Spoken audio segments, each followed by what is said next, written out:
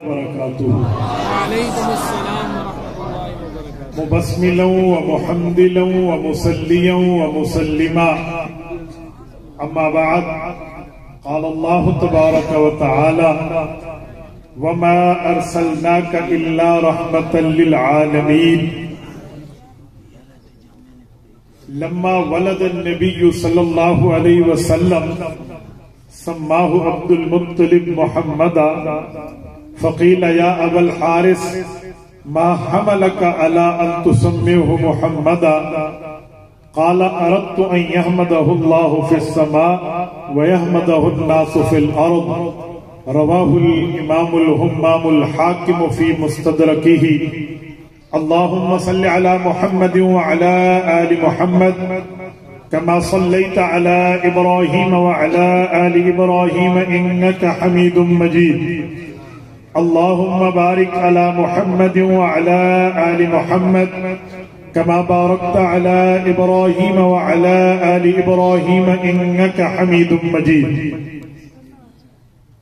يا صاحب الجمال ويا سيد البشر من وجهك المنير لقد نور القمر لا يمكن الثناء كما كان حقه بعد از خدا بزرگ تو ہی قصہ مختصر معزز دوستو، آج 3 نومبر 2024 بروز اتوار ہے اور میں یہاں شکردرہ ضلع اٹک میں عزیزم مولانا محمد طاہر کی دعوت پرخلوص پر آپ کی خدمت میں موجود ہوں۔ ہمارے اسٹیج پر ماشاءاللہ ماشاءاللہ، میں ذہن میں حضرت کا نام نہیں تھا، میری پہلی ملاقات ہے ان کے والد مکرم حافظ فرمان صاحب سے، اللہ ان کی بھی عمر میں برکت عطا فرمائے۔ ان حضرات کی دعوت پرخلوص پر میں آپ کی خدمت میں ہوں اور ہمارے اسٹیج پر وفاق المدارس العربیہ پاکستان کے کوارڈینیٹر، میڈیا کوارڈینیٹر حضرت مولانا محمد طلحہ رحمانی دامت برکاتہ العالیہ کراچی سے یہاں تشریف فرما ہے اور کئی نسبتوں کے امین ہیں۔ اللہ جل شانہ نے حضرت کو ننہال زدہال دونوں اعلیٰ عطا فرمائے ہیں۔ محدث جلیل علامہ سید یوسف بن نوری اگر نانا جی ہیں تو حکیم الامت مولانا اشرف علی تھانوی رحمہ اللہ نے جنہیں کامل پوری نہیں کامل پورا کہا تھا، حضرت مولانا عبد الرحمن کامل پوری حضرت کے دادا جی ہیں۔ تو اکابر کی نسبتوں کے امین کے سائے میں ہم بیٹھے ہیں، اللہ ان کی عمر میں، علم میں، صحت میں برکات عطا فرمائے۔ اور ہمارے اسٹیج پر ہمارے حضرت جی پیر ذوالفقار احمد نقشبندی دامت برکاتہم العالیہ کی طرف سے ان کے معتمد خاص بھائی حافظ عبد الباسط حسانی، اللہ ان کو بھی خوش و خرم رکھے، اور ہمارے اہل السنت والجماعت مذہب اور مسلک کے غازی مولانا فاروق معاویہ دامت برکاتہم، جن کی ابھی اکابر کی نسبتوں سے دستار بندی ہوئی ہے، اللہ ان کو بھی سلامت باکرامت رکھے اور ایسی آواز کو اللہ 4 دانگے عالم میں پھیلائے۔ میرے دوستو، میرا عنوان ہے سیرت النبی صلی اللہ علیہ وسلم۔ میں اسی کے متعلق چند معروضات آپ کی خدمت میں رکھوں گا، آپ توجہ میری طرف رکھنا، میری آنکھوں میں آنکھیں ڈال کر بات سننا، انشاءاللہ ہمارا وقت قیمتی بنے گا۔ میں ایک اصولی بات بیان کرنے لگا ہوں، جو بندہ دنیا میں آتا ہے تو اس کا پہچان کا معاملہ کیا ہوتا ہے، جو بندہ دنیا میں آتا ہے اس کا انٹروڈکشن، اس کا تعارف، اس کی پہچان کب ہوتی ہے، یہ دنیا میں کامن ہے، یہ بات انڈرسٹوڈ ہے، بالاتفاق ہے، طے شدہ ہے، اس پر کسی کا اختلاف نہیں ہے کہ جو دنیا میں نہیں پہنچا وہ نہیں پہچانا گیا۔ میں مثال دے رہا ہوں، ہمارے حضرت مولوی صاحب کا بیٹا اگر پیدا نہیں ہوا تو کسی کو نہیں پتا کہ بیٹا آئے گا تو کیسا ہوگا، کسی کو نہیں پتا کالا ہوگا یا گورا ہوگا، کسی کو نہیں پتا سکتا اس کی قسمت کیسے ہوگی، بول چال ڈھال آنا جانا کیسے ہوگا؟ جب وہ بچہ آئے گا پھر اس کا نام بھی ہوگا، مقام بھی ہوگا، باتیں بھی ہوں گی، چرچے بھی ہوں گے، لیکن ابھی دنیا میں نہ آیا ہو تو اسے کوئی نہیں جانتا۔ میرے دوستو یہ دنیا کا اصول ہے، لیکن ہم جس کی بات کر رہے ہیں، جس کی سیرت بیان کر رہے ہیں، جس نبی کی عظمت کے لیے بیٹھے ہیں، حضرت محمد مصطفیٰ احمد مجتبی صلی اللہ علیہ وسلم وہ نہیں ہے جو ابھی نہ آئے ہو تو دنیا جانے نہیں، ابھی نہ پہنچے ہو تو دنیا پہچانے نہیں، ابھی دنیا میں تشریف آوری نہ ہوئی ہو تو لوگوں کو انٹروڈکشن نہ ہوا ہو، بلکہ میرے پاک نبی وہ ہیں ابھی آئے نہیں تھے، آنے سے پہلے زمین والے بھی جانتے تھے، آسمان والے بھی جانتے۔ آپ کہیں گے کیسے؟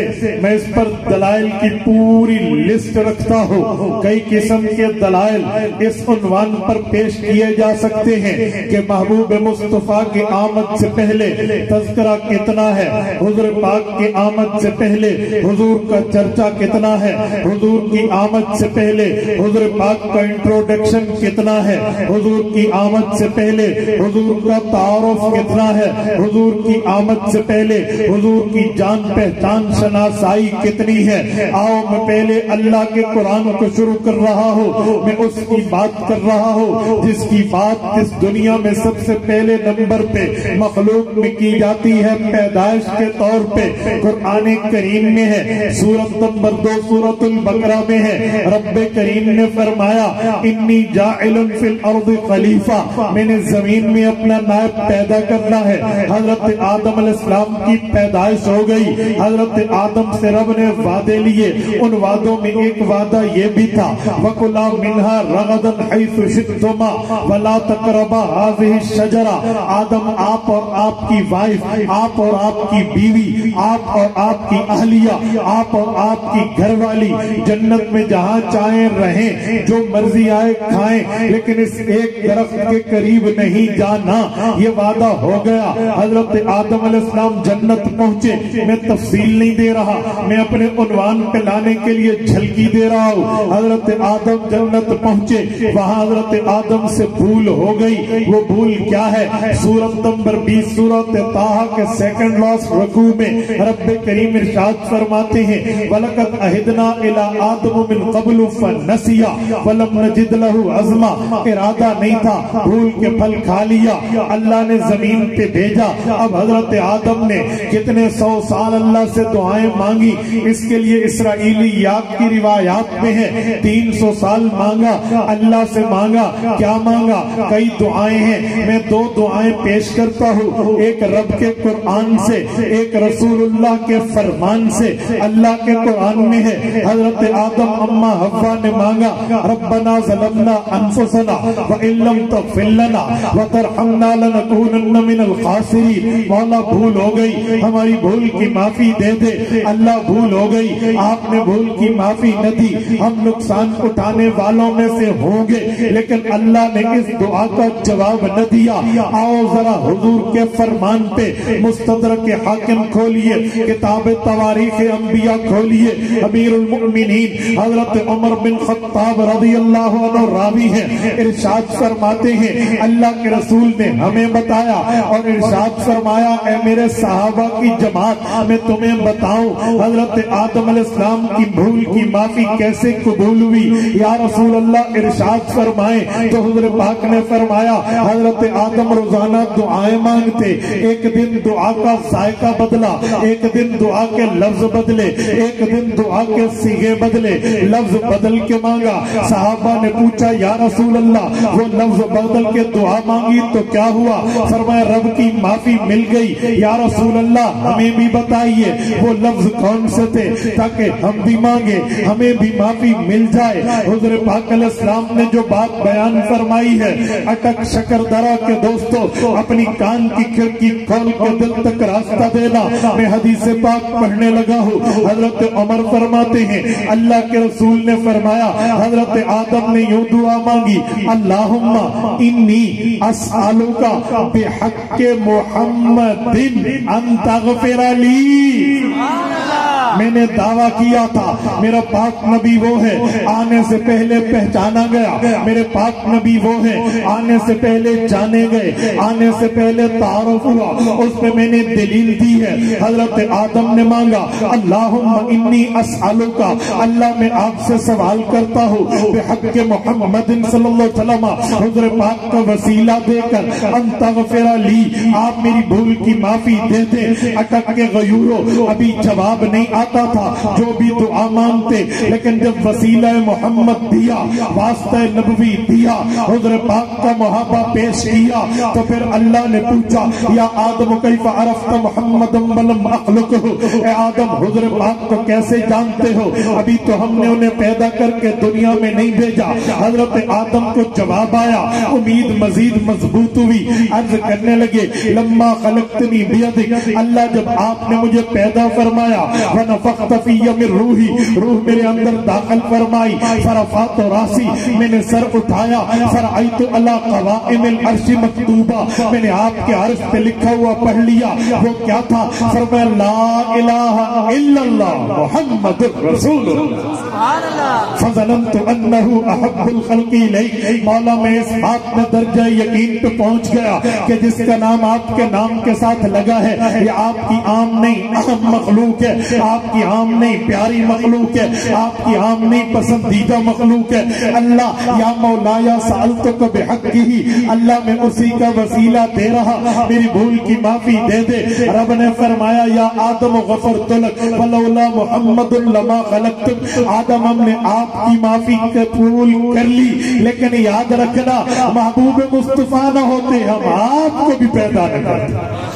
یہ میں نے پہلی دلیل دی ہے اس دعوے پر کہ جب دنیا میں نہیں آئے تو کوئی نہیں جانتا، یہ اصول عام بندے کا ہے، میرا پاک نبی عام بندہ نہیں ہے، میرے پاک نبی کے لیے کائنات بنی ہے، دنیا میں نہ آؤ کوئی نہیں جانتا، یہ اصول کسی عام فرد کا ہے، میرا پاک نبی عام فرد نہیں ہے، یہ میرا پاک نبی امام الانبیاء ہے، دنیا میں پیدا نہ ہوئے ہو کسی کو پتہ نہیں ہوتا، یہ اصول عام بندے کا ہے، محمد مصطفیٰ احمد مجتبیٰ کا نہیں ہے، یہ تو وہ ہے کل کائنات پیدا ہوئی ہے، اس وجوہات میں ایک وجہ محمد الرسول اللہ کی ذات اقدس ہے۔ میں نے دلیل میں دعوے میں دلیل یہ پیش کی ہے کہ حضور آئے نہیں ہیں، آنے سے پہلے پہچانے گئے، تبھی تو میں کہتا ہوں آئے نہیں تھے، آنے سے پہلے آسمانوں پہ چرچے تھے۔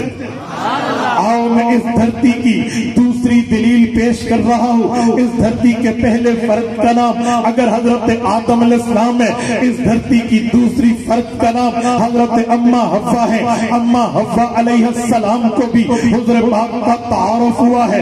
آپ کہیں گے کہاں ہوا ہے؟ حوالہ دل کی تختی پہ نوٹ کر لینا، میں حوالہ دے رہا ہوں، ہماری بات اللہ کے حوالے والی نہیں ہوتی، ہم حوالہ دیتے ہیں، بات کو مدلل مبرہن کرتے ہیں، پروف دیتے ہیں، ثبوت دیتے ہیں، ایویڈنس دیتے ہیں، ہم فضا میں بات کرنے والے نہیں ہیں، ہم وہ نہیں ہیں ہم کہیں ادھر سے آواز آئی ادھر سے آواز آئی، کسی راوی نے کہا جی نہیں میں ثبوت دے رہا ہوں، میں اس شخص کی بات کر رہا ہوں جس شخص کو علماء دیوبند نے سلام کیا ہے، حضرت علامہ شمس الدین سخاوی المتوفى 902 ہجری رحمہ اللہ، آج سے 544 سال پہلے فوت ہوئے ہیں۔ حضرت مولانا محمد زکریا کاندلوی رحمہ اللہ نے فضائل درود شریف فضائل حج میں ان کو سلامی دی ہے۔ علامہ شبیر احمد عثمانی رحمہ اللہ نے سورۃ احزاب آیت نمبر 56 کے تفسیر میں بھی ان کی ذکر خیر کو کیا ہے۔ میں اس کتاب کا ذکر کر رہا ہوں، القول البدی فی الصلاۃ علی الحبیب الشفیع،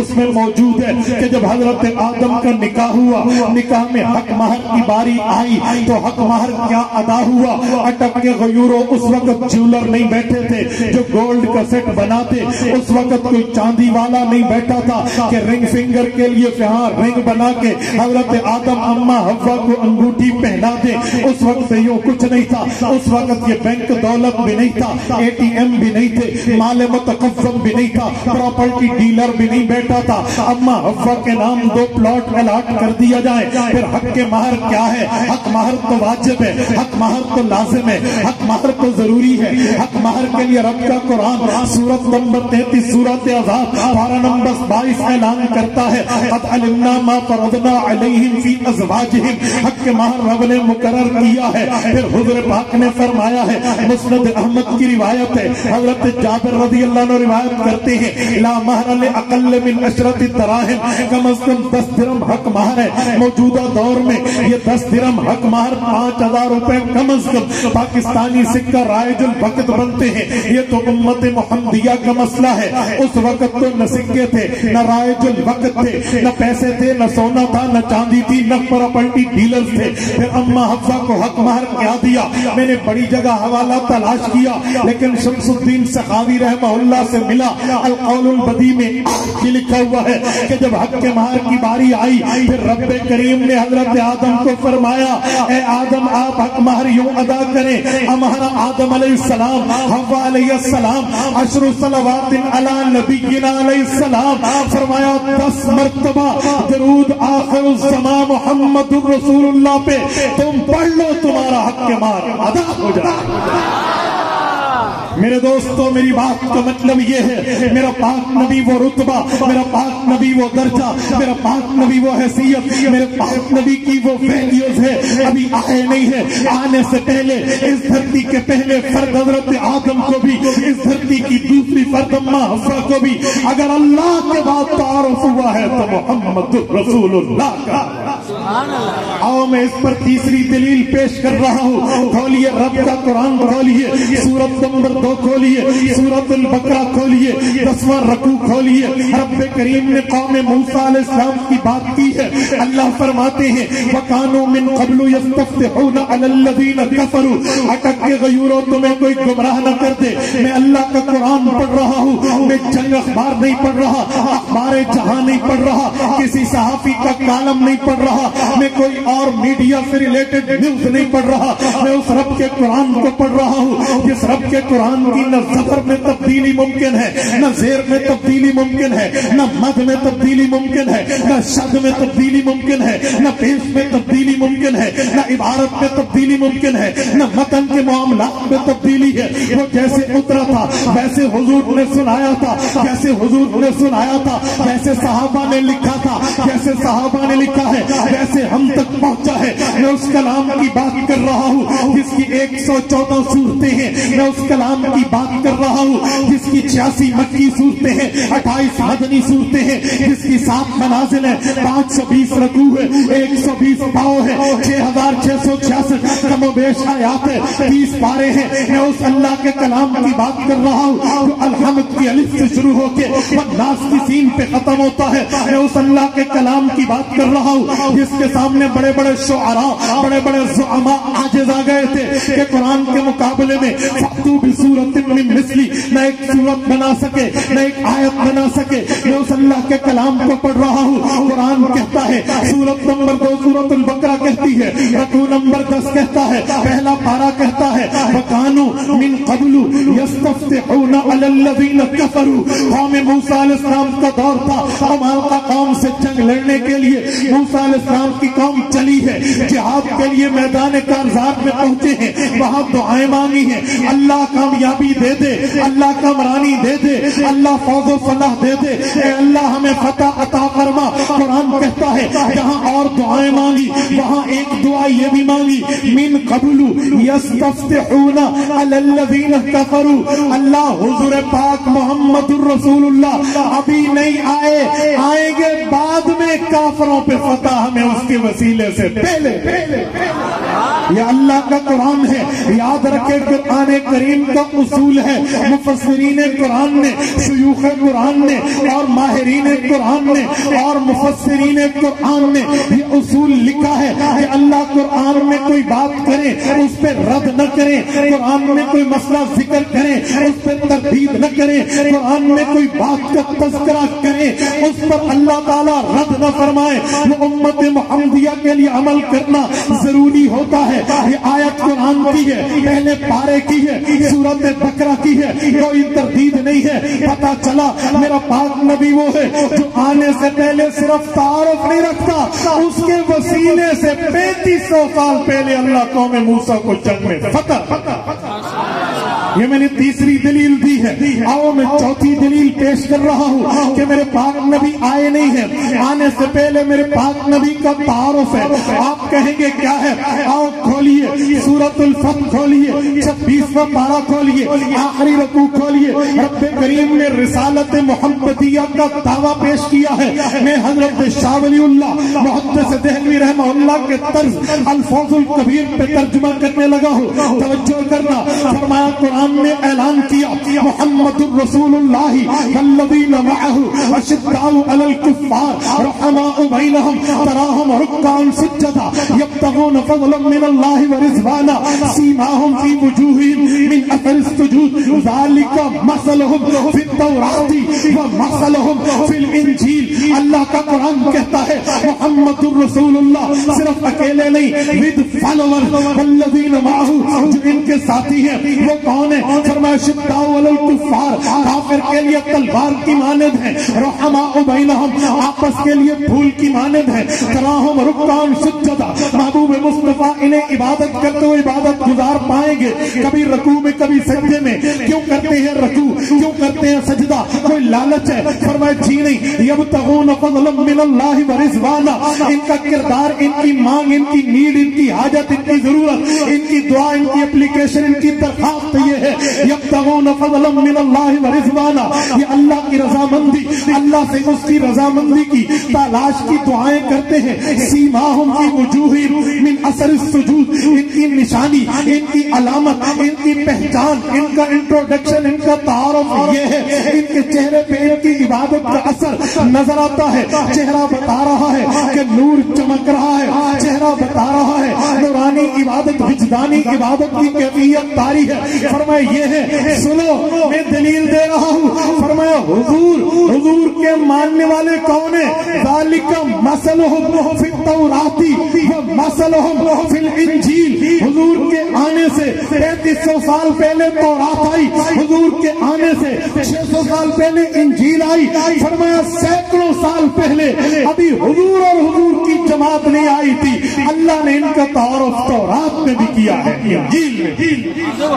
یہ میں نے چوتھی دلیل دی ہے کہ میرا پاک نبی وہ ہے جو آنے سے پہلے اپنا تعارف رکھتا ہے. آؤ میں پانچویں دلیل پیش کر رہا ہوں. کھولیے 28واں پارہ سورۃ صف کھولیے, پہلا رکوع کھولیے. رب کریم نے جلیل القدر نبی, رب کریم نے صاحب کتاب نبی, رب کریم نے بنی اسرائیل کے نامور پیغمبر حضرت عیسیٰ بن مریم علیہ السلام کے قول کو ذکر کیا ہے.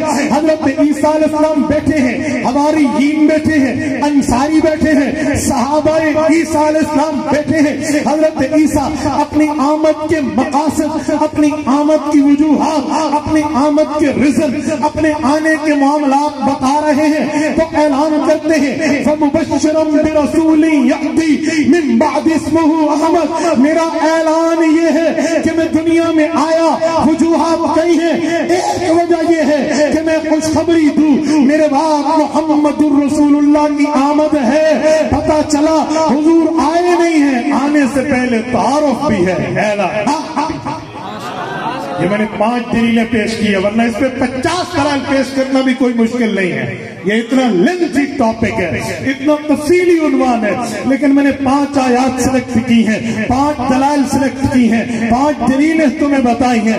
جیسے نماز 5 وقت میں آپ پڑھتے ہو, یوں 5 دلیلیں یاد رکھو. میرا نبی وہ ہے جو آنے سے پہلے اپنا تعارف بھی رکھتا ہے, پہچان ہے یا نہیں, ہے یا نہیں بتائیے.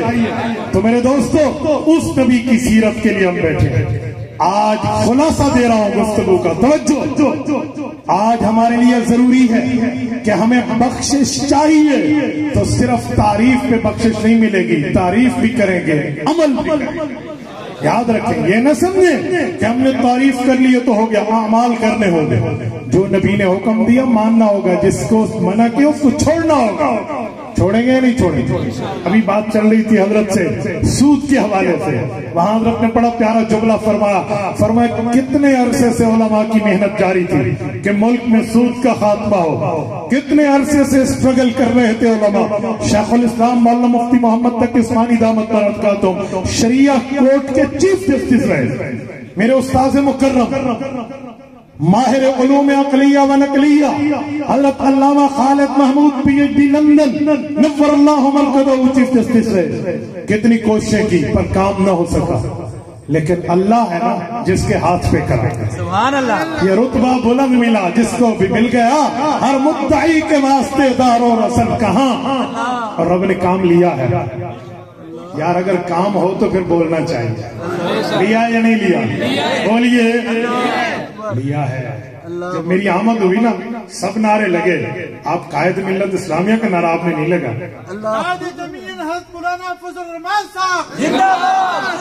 ابھی صبر میں بتانا چاہ رہا ہوں کہ اپنے اکابر کو سلامی پیش کرو، اس شخص نے اپنے 13 سیٹوں پہ وہ کام کیا ہے جو 100 سیٹوں والے بھی نہیں کر سکتے۔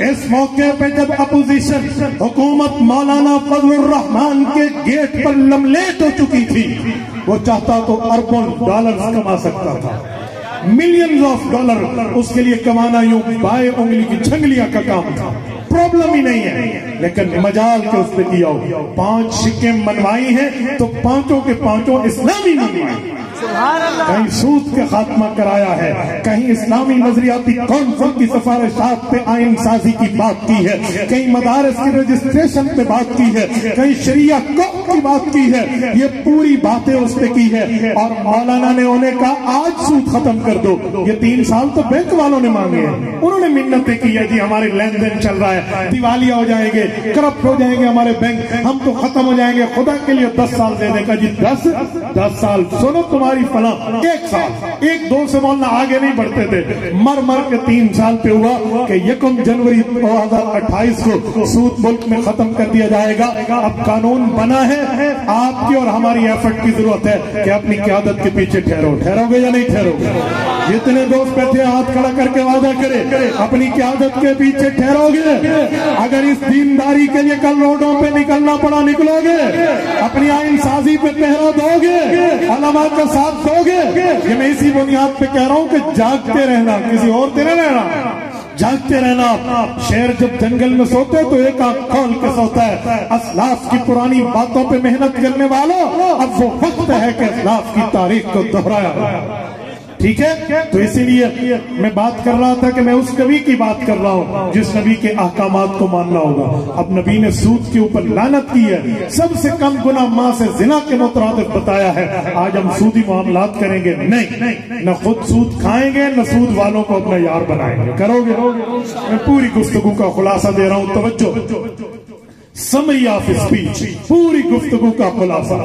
میں نے 5 دلیلیں دی ہے کہ میرا پاک نبی وہ ہے، آنے سے پہلے تعارف رکھتا ہے۔ خلاصہ یہ ہے کہ نبی کی بات پہ عمل ہوگا تو تب بخشش ہے، نبی کی بات پہ عمل نہیں ہے بخشش نہیں ہے۔ سورت نمبر 160 سورت الحشر آیت نمبر 7 رکوع نمبر 1 پارہ نمبر 28 اللہ کا اعلان ہے، وَمَا آتَاكُمُ الرَّسُولُ فَخُذُوهُ وَمَا نَهَاكُمْ عَنْهُ فَانْتَهُوا۔ نبی دیتا جائے لیتے جاؤ، نبی روکتا جائے رکتے جاؤ۔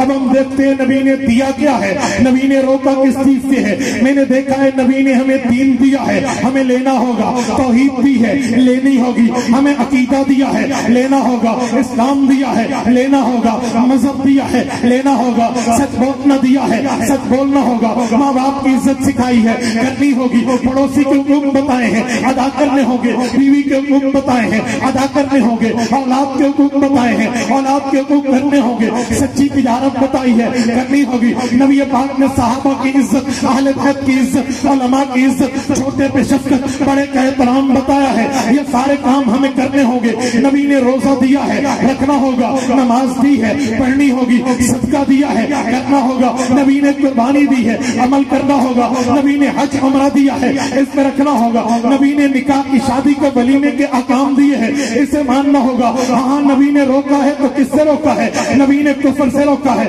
رکنا ہوگا، شرک سے روکا ہے رکنا ہوگا، کذب سے روکا ہے رکنا ہوگا، بدعت سے روکا ہے رکنا ہوگا۔ نبی پاک نے ہر برائی سے روکا ہے، زنا سے روکا ہے، بد نظری سے روکا ہے، بد کلامی سے روکا ہے، بد فعلی سے روکا ہے، بد زبانی سے روکا ہے، بد زبانی سے روکا ہے، بد عملی سے روکا ہے۔ ان تمام چیزوں سے رکنا ہوگا۔ نبی نے گالی سے روکا ہے رکنا ہوگا، دھوکے سے روکا ہے رکنا ہوگا، الزام سے روکا ہے رکنا ہوگا، غیبت سے روکا ہے رکنا ہوگا، کسی طرح بہتان فراشی سے رکنا ہوگا. نبی نے جتنی برائیوں سے روکا ہے رکنا ہوگا, جس کا حکم کیا کرنا ہوگا. اگر ہم یہ کریں گے ہماری دنیا بھی بہتر بنے گی, آخرت بھی بہتر بنے گی. اگر یہی بات ہے تو میں یہی کہہ کے اجازت چاہوں گا, عمل سے زندگی بنتی ہے, جنت بھی جہنم بھی. یہ خاکی اپنی فطرت میں نہ نوری ہے نہ ناری. اقول قولی ھذا واستغفر اللہ وآخر دعوانا ان الحمد للہ رب العالمین.